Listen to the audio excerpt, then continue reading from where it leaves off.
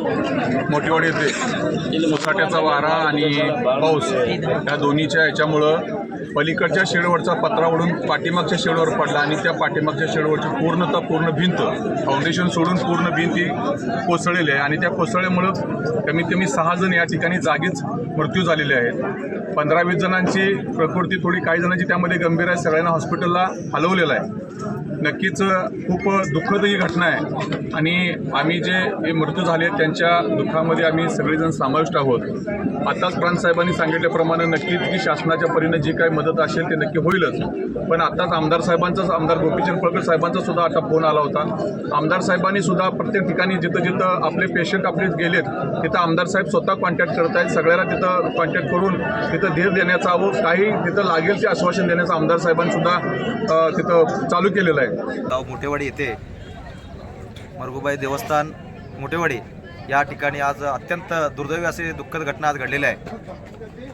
आज जे भाविक इथं देवाच्या कार्यक्रमासाठी यात्रेसाठी उपस्थित झाले होते त्यांनी वादळी वाऱ्यासह पावसाचा सुसाट वारा यामुळे चुकून त्या पत्र्याचा वाऱ्यामुळे फार मोठ्या प्रमाणात पत्र्याचा एक मोठा 7-8 पत्र्याचा शेडच उलटून टाकला। त्यामुळे भिवून पत्र्याच्या वाऱ्याच्या विरुद्ध साईडला म्हणजे पश्चिम भागे साईडला भाविक भक्त इथं उभारले असताना 170 फुटाचा हे चेरा दगडाचा एक बांधकाम आहे।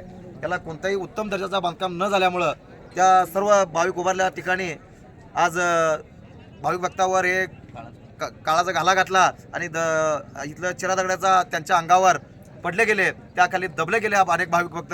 त्यामध्ये अनेकांचा मृत्यू झालेला आहे, अनेक जण जखमी झालेले आहेत आणि इथं अतिशय दुःखद घटना झालेली आहे। याचे प्रशासनाने दखल घेऊन आणि येणाऱ्या काळामध्ये अनेक जत तालुक्यामध्ये असे जागरूक देवस्थान आहेत, त्या ठिकाणी कच्चे बांधकाम असतील, अनेक निकृष्ट दर्जाचे काम असेल, त्या ठिकाणी प्रशासन लक्ष देऊन या झालेल्या गैरसोयीचा परत असं होऊ नये याचा प्रशासन लक्षात घेऊन आणि झालेल्या या सर्व भाविक भक्तांना एक चांगल्या पद्धतीनं शासकीय मदत आणि जे जखमीचा उपचार शासनाच्या वतीनं व्हायला पाहिजे।